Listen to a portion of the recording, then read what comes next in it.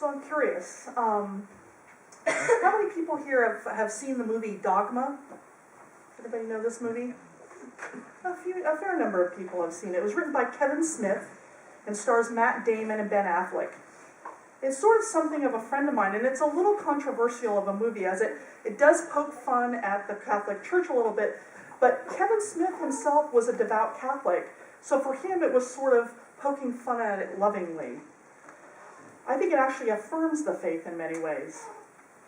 Well, the story, and don't worry, there's no spoilers here. The movie is about two fallen angels, played by Matt and Ben, and they want to get back into heaven. Now, they find a hole in, sort of a loophole in God's law, and they can do it, but it's going to mean the end of humanity, or the destruction of the entire world. And the movie is really about stopping them. Now, one of the scenes that I like best is between Bethany and Rufus. And Rufus is the 13th disciple, played by Chris Rock, and he jokes that, as an African American, he was kicked out of the Bible, so he's the 13th disciple.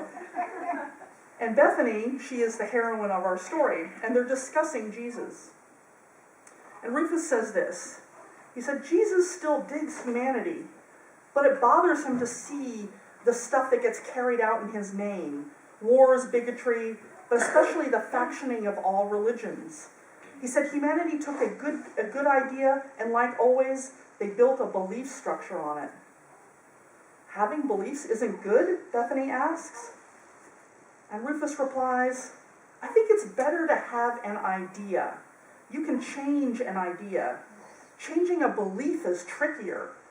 Life should be malleable and progressive. Working from idea to idea permits that. Beliefs anchor you to a certain point, and it limits growth. New ideas can't generate. A belief's a dangerous thing, Bethany. People die for it. People kill for it. Now, I like this scene because I think Kevin Smith, or the writer, he summarizes the sense of what liberal religion, that beliefs are dangerous, that life needs to allow for the working from idea to idea. The Unitarians and the Universalists, they also thought that beliefs or creeds were dangerous, and they rejected the dogmas of the Nicene Creed because they didn't want to be limited in their belief structure. And instead, they wanted to explore the ideas that were presented by Jesus. Now, this thought that theological ideas should be malleable and progressive are really at the heart of liberal religion. And when I say liberal religion, I'm not necessarily talking about liberal politics. They aren't always the same thing. You can have people who are more conservative in other ways, or Republicans with liberal religious understandings. Liberal religion tends to reject beliefs, particularly those that lead to dogmas. Dogmas or beliefs are set in stone and can cause stagnation. Ideas invite questions and encourage growth of self and the world. And it's been this desire to be malleable and progressive, to keep asking questions and seeking answers, that created our historical persecution. When liberal religion as we came out, right, in the 19th century, or actually in the 16th century, when the Reformation happened, and we began forming our own churches, the ideas of Unitarianism and Universalism started floating around. There were many who were killed for their liberal religious ideas, including some of you may know of Michael Servetus of Spain, and Francis David of Romania, and Faustus Socinus of Poland, among many others. More and more people were martyred over the centuries to follow, because ideas are also dangerous as beliefs. But not because they cause stagnation, but because they ask questions. Questions not just about the belief, but the political and religious structures that keep those beliefs in place. If a question, for example, targets the foundation of your tradition, which are often built on beliefs, dogmas, or creeds, then potentially the answer might cause the whole house to come tumbling down, and that's really terrifying. So we encountered a lot of persecution from the dominant religion of the day. But the desire to be malleable and progressive, to keep asking questions and seeking answers, also created our social justice identity.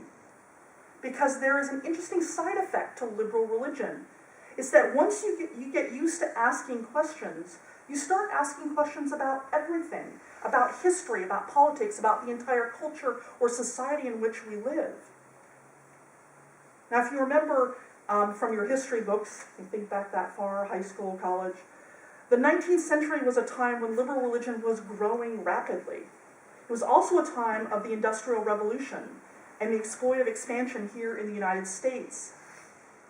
Society was changing rapidly with a growing middle class, greater education, and more awareness about the world around them. And liberal religion reacted much like what Henry Bergh did when he went to St. Petersburg. Suddenly, eyes were opened, and we saw that despite things like manifest destiny and progress, there was also way too much suffering going on. And so our churches, they changed. Churches had always been dealing with poverty issues, particularly locally. The Bible, after all, calls for taking care of the widow and the orphan. But now churches moved beyond their local parish and began to affect change on a really larger scale. Churches, particularly the liberal ones, got deeply involved in the social issues of their day, asking questions about the morality of slavery, of denying women the right to vote, the morality of abusing and exploiting animals or children even. It was a kind of a great awakening among many of the liberal churches and religions. And this is when many of them finally organized and created their own denomination, and that was including the Unitarians and the Universalists. We were formed in the early 19th century. And now they use their collective power to create change. There were Unitarians like the minister Theodore Parker, who's sort of known for defending fugitive slaves and hid them in his church. There was the Unitarian laywoman Elizabeth Cady Stanton and her fight for women's rights. Universalists such as Charles Spear created prison reform. Clara Barton, who, as most people know from the Civil War, is the angel of the battlefield, became the founder of the American Red Cross. Unitarians like Dorothy Dix fought to break the chains of people incarcerated in mental hospitals.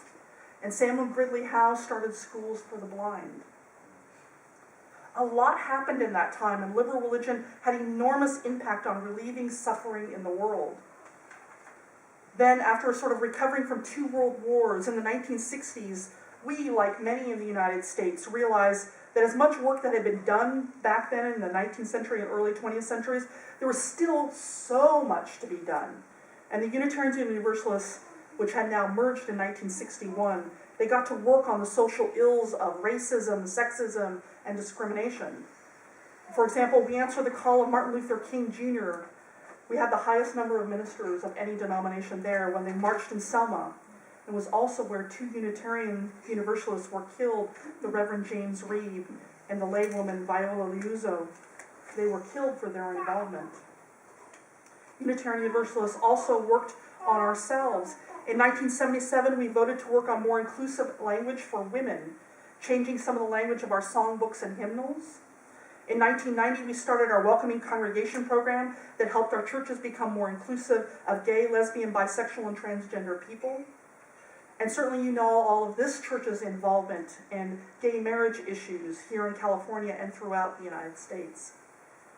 For the last 2 centuries, Unitarians and Universalists have been at the forefront of social justice movements to free people from whatever bonds might oppress them. And this work has been incredibly difficult. It took its toll on our congregations. When we look at the past, we tend to remember sort of the outcome, and we can all celebrate that, which is great. But the journey to get there was and is often rough and filled with controversy. And the controversy just wasn't outside of our congregations, it was within the congregations. We're not holier than thou, we're not better than everybody else. We don't always agree, we're not perfect. So for example, we might boast that, we ordained the first woman minister by a denomination. But we also can't forget that Samuel Eliot, one of the presidents of our Unitarian Association, he destroyed the pioneering work of women in ministry in the West because he believed that women needed to stay at home. Now, we also might boast that Theodore Parker, that guy who was hiding slaves in his churches, he wrote sermons with a gun in his desk. That was the sort of the myth that's been going on. And it's probably true. He was ready to defend the runaway slaves that he hid.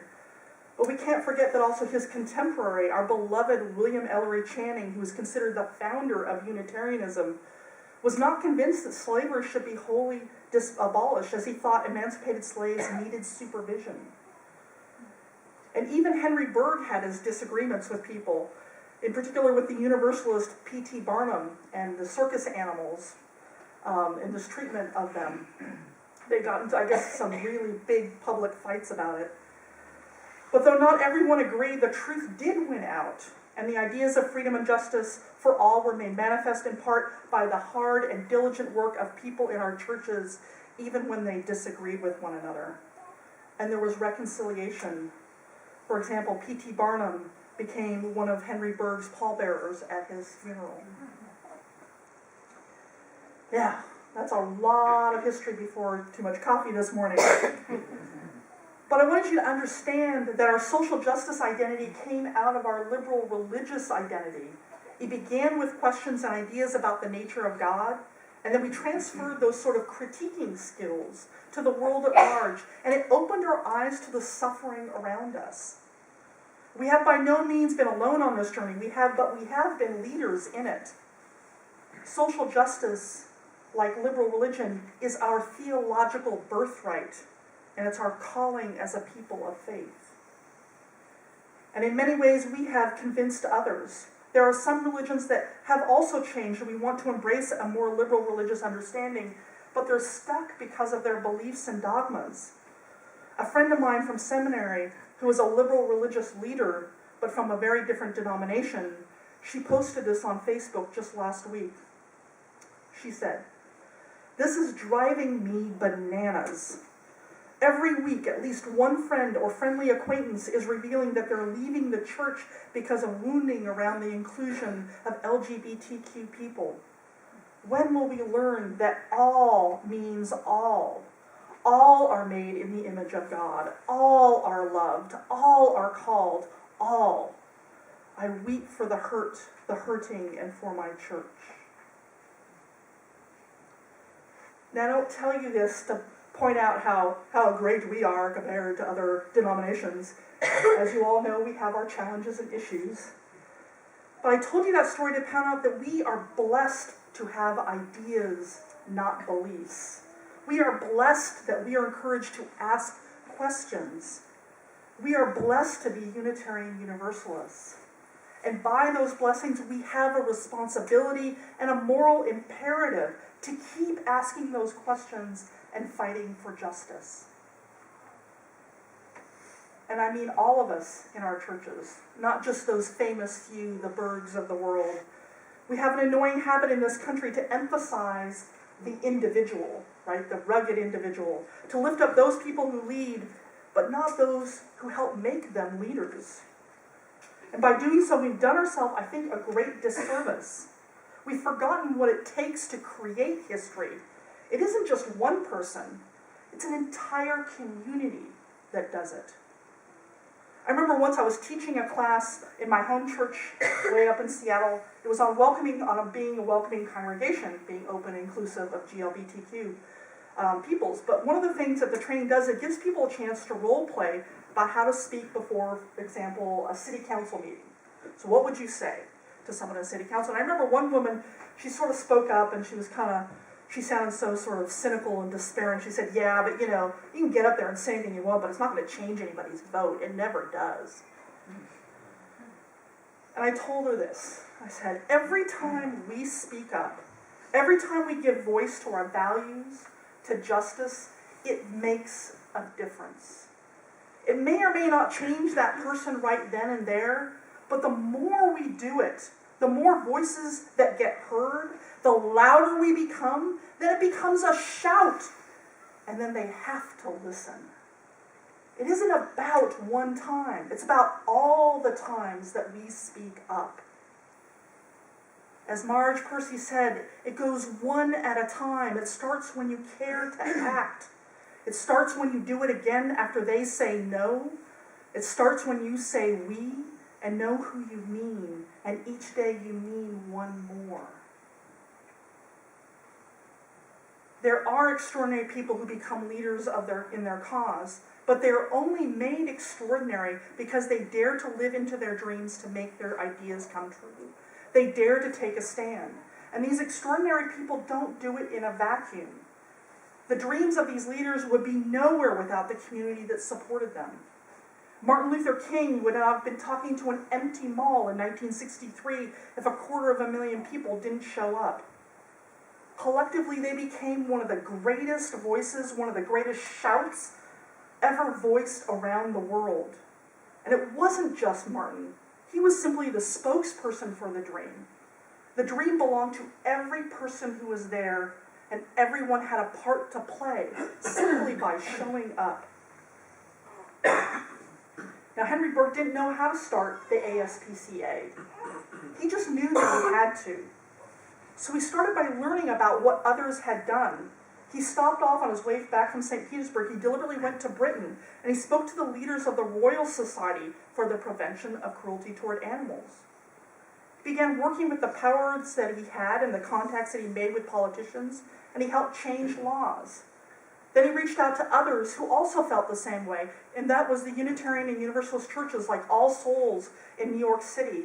And they lobbied, raised funds, and helped the ASPCA get started. He wasn't the only one out there issuing tickets.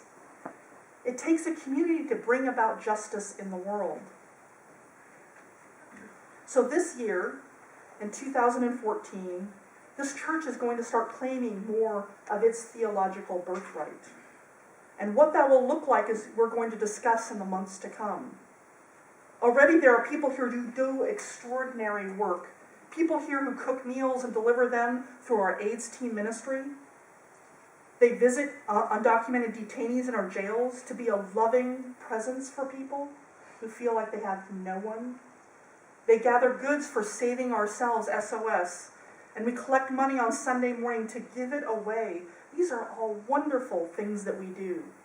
And I think that we can do more. I think we can have a greater voice in this community, and we need to start shouting. So to begin this process, I invite everyone here to claim that theological birthright.